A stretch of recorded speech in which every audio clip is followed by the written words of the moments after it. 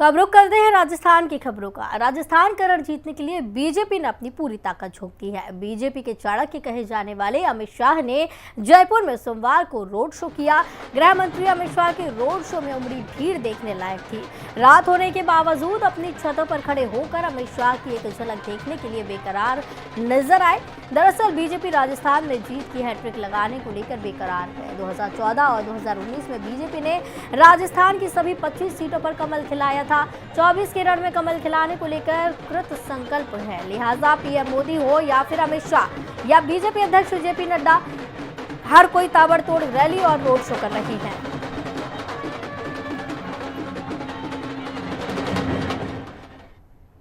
खबर राजस्थान से है, जहां पर मुख्यमंत्री भजनलाल शर्मा के गृह जिले से भरतपुर से ये खबर आ रही है, जहां सोमवार सीएम भजनलाल ने रोड शो किया। रोड शो कर बीजेपी प्रत्याशी राम स्वरूप कोहली के लिए सीएम ने जनता से आशीर्वाद मांगा। सीएम के रोड शो में भारी जनसैलाब उमड़ा और इससे अंदाजा लगाना मुश्किल नहीं कि 24 के रण में भी बीजेपी के कमल का खिलना तय है। रोड शो से पहले सीएम ने अलग अलग समुदाय के लोगों से मुलाकात की। इस दौरान गुर्जर समाज ने सीएम भजनलाल का भव्य स्वागत किया।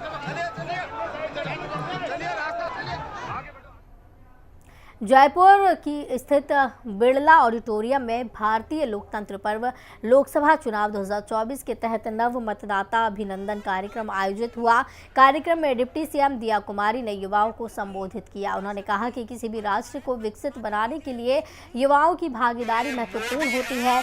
कार्यक्रम में भाजपा के राष्ट्रीय प्रवक्ता शहजाद पूनावाला, जयपुर लोकसभा प्रभारी डॉक्टर एस अग्रवाल, संयोजक सर्वेश अग्रवाल, सक्षम गुप्ता और बड़ी संख्या में युवा मौजूद थे। मैन्युफैक्चरिंग था।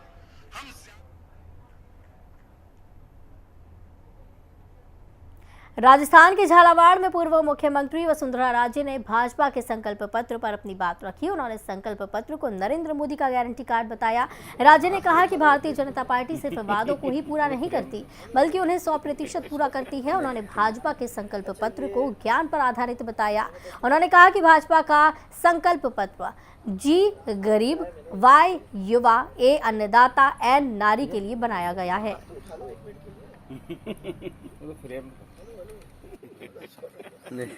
भाजपा के संकल्प पत्र पर 4 जून से परिणाम आने के बाद ही काम चालू हो जाएगा। चंद्रयान की सफलता को देखकर हम सब अब ये गगनयान का गौरव अनुभव करेंगे। G20 में भारत में जो स्वागत देखा आप लोगों ने, और अब ओलंपिक में भारत की मेजबानी रहेगी, वो करेंगे, ये दुनिया देखेगी। पीएम विश्वकर्मा योजना का विस्तार होगा। आतंकवाद के खिलाफ टोटली जीरो टॉलरेंस, सीमाओं पर मजबूत आधारभूत ढांचा, नक्सली गतिविधियों को खत्म करना और सशस्त्र बलों की क्षमता को बढ़ाना। गंगानगर माटीगला बोर्ड के अध्यक्ष प्रहलाद राय ठाक ने कहा कि भाजपा को लोकसभा चुनाव में 400 से ज्यादा सीटें मिली तो भी SC, ST और OBC के आरक्षण से कोई छेड़छाड़ नहीं की जाएगी। प्रेस कॉन्फ्रेंस में उन्होंने कहा कि आरक्षण को समाप्त करने के बारे में केंद्रीय सामाजिक कल्याण मंत्री अमित शाह ने स्पष्ट कहा कि भाजपा ने पिछले 10 साल में अनुसूचित जाति व पिछड़ा वर्ग के आरक्षण से न तो छेड़छाड़ की और न किसी को करने देंगे।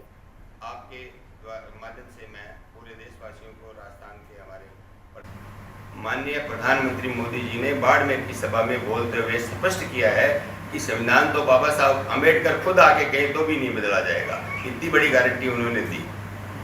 और अभी दूसरी बात आती है आरक्षण को समाप्त कर देंगे, क्योंकि 400 पार सीटें आने के बाद में ऐसा लगता है कि कुछ भी कर देंगे। ऐसा कुछ भी नहीं है, सब भ्रामक बातें हैं। इस आरक्षण को समाप्त करने के बारे में हमारे सामाजिक कल्याण मंत्री अमित शाह जी ने, केंद्रीय सामाजिक अमित शाह जी ने स्पष्ट रूप से कहा कि भारतीय जनता पार्टी ने ना पिछले 10 सालों में अनुसूचित जाति, अनुसूचित जनजाति और पिछड़ों के पिछड़ा वर्ग के आरक्षण से ना तो कोई छेड़छाड़ की है, ना किसी को करने देंगे, ना ऐसी कोई योजना है। सब वो इंडी जो एलायंस है कांग्रेस की दुष्प्रचार है उनका अनर्गल बात है। ये मैं आपके सामने स्पष्ट करना चाहता था। नागौर में बीजेपी के संकल्प पत्र को लेकर किसान आयोग अध्यक्ष CR चौधरी ने बीजेपी कार्यालय में एक प्रेस वार्ता की। इस दौरान बीजेपी द्वारा जारी किए गए संकल्प पत्र की योजनाओं की विस्तृत जानकारी दी और इसके साथ साथ संकल्प पत्र के फायदों को भी गिनवाया।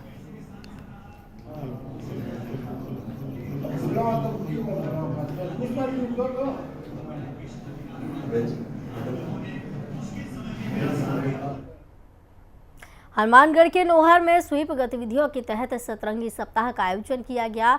इसके तहत मतदाता जागरूकता रैली का आयोजन हो रहा है। यहां सीनियर सेकेंडरी स्कूल से रवाना हुई मतदाता जागरूकता रैली को जिला कलेक्टर कनाराम ने हरी झंडी दिखाकर रवाना किया। रैली में जिला स्तरीय तमाम अधिकारियों ने भाग लिया। रैली प्रमुख मार्गों से होते हुए महावीर पार्क पहुंची, जहां गोगा मेहजी के लोक कलाकारों और स्थानीय विद्यालयों के बच्चों ने मतदान जागरूकता से जुड़े सांस्कृतिक कार्यक्रम प्रस्तुत किए। वहीं स्वीप प्रभारी और तहसीलदार भार्गवी सिंधु ने बताया कि लोकसभा चुनाव के मद्देनजर मतदान प्रतिशत बढ़ाने के उद्देश्य के साथ स्वीप गतिविधियों का आयोजन किया जा रहा है, जिसके तहत इस प्रकार के आयोजन करवाए जा रहे हैं ताकि मतदाताओं को मतदान के प्रति अधिक से अधिक जागरूक किया जा सके। का 5वां दिवस था और इसके लिए नौहर को चुना गया था। थीम थी हमारी फ्लैश मॉब और रैली। इसका टारगेटेड ग्रुप था अर्बन एपैथी और समस्त युवाओं को हमने इसमें शामिल किया और ये आयोजन सफलतापूर्वक अभी संपन्न हुआ। बीजेपी के घोषणा पत्र पर सियासी घमासान जारी है। जहां बीजेपी के घोषणा पत्र पर कांग्रेस सवाल उठा रही है, तो वहीं बीजेपी घोषणा को जनता के हित में बता रही है। बीजेपी के पूर्व प्रदेश अध्यक्ष अरुण चतुर्वेदी ने बीजेपी के घोषणा पत्र पर अपनी बात रखी। उन्होंने कहा कि बीजेपी के संकल्प पत्र में सभी वर्गों का ध्यान रखा गया है। बीजेपी का घोषणा पत्र विरासत, विकास और सुरक्षा के साथ भारत की पहचान है। उन्होंने सवाल उठाते हुए कहा कि कांग्रेस की नीतियों से तंग आकर उनके नेता बीजेपी में शामिल हो रहे हैं। कांग्रेस के नेता खिड़की दरवाजे तोड़कर आ रहे हैं। भाजपा में कांग्रेस राजस्थान में 25 सीटों पर नहीं लड़ा पा रही चुनाव। भारत के प्रधानमंत्री श्रीमान नरेंद्र मोदी जी, भारतीय के राष्ट्रीय अध्यक्ष जगत प्रकाश नड्डा जी और संकल्प पत्र समिति के अध्यक्ष राजनाथ सिंह जी, तीनों ने इसको जारी किया। इस पूरे संकल्प पत्र में कह सकता हूँ कि पार्टी का जो मोदी जी कई बार कहते हैं 140 करोड़ का भारत बढ़ेगा, सब बढ़ेंगे तो भारत बढ़ेगा। उसमें ऐसे 24 सेक्टरों में वर्टिकल सेक्टर्स में बांटा है। उसमें युवा है, महिला है, गरीब है, किसान है, वरिष्ठ नागरिक है। इन सब वर्गों में बांट करके सबके विषयों को एड्रेस करने का इसमें प्रयास किया गया है।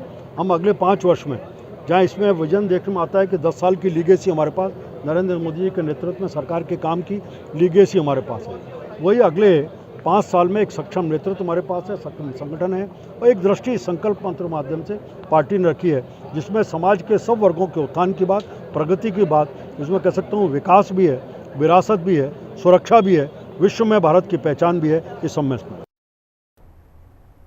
गुजरात के राजकोट से बीजेपी प्रत्याशी पुरुषोत्तम रूपाला की राजपूत समाज पर अभद्र टिप्पणी का मामला ठंडा होता नजर नहीं आ रहा। अब इसके विरोध में राजपूत समाज सड़कों पर उतर आया है। इसी कड़ी में सवाई माधोपुर में श्री राजपूत कर्मी सेना के कार्यकर्ताओं ने हमली सर्कल पर नारेबाजी करते हुए पुरुषोत्तम रूपाला का पुतला फूंका और पुरुषोत्तम रूपाला मुर्दाबाद के नारे लगाए। कर्मी सेना के पदाधिकारियों का कहना है कि रूपाला ने राजपूत महिलाओं के लिए बेहद गलत टिप्पणी की थी, जिसे राजपूत समाज कभी माफ नहीं करेगा। राजपूत समाज ने चेतावनी दी है कि अगर भाजपा ने पुरुषोत्तम रूपाला का टिकट नहीं काटा तो देश का राजपूत समाज चुनाव में भाजपा का बॉयकॉट करेगा और लोकसभा चुनावों में भाजपा को राजपूत समाज वोट नहीं करेगा।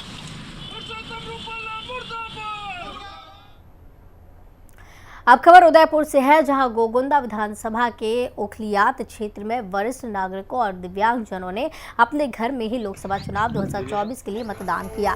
पीठासीन अधिकारी प्रताप सिंह चुंडावत के नेतृत्व में मतदान कर्मियों ने घर घर जाकर मतदान करवाया। उन्होंने घर से मतदान का विकल्प चुना था। चुनाव आयोग की इस सराहनीय पहल से वरिष्ठ नागरिक सहित दिव्यांगजन भी काफी खुश नजर आए।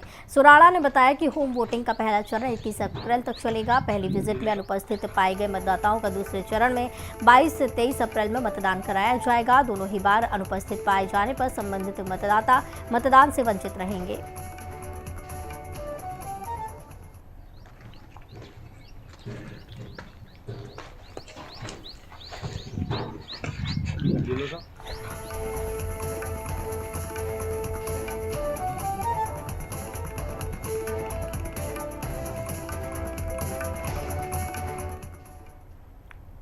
बुलेटिन में इतना ही। मुझे दीजिए इजाजत। नमस्कार।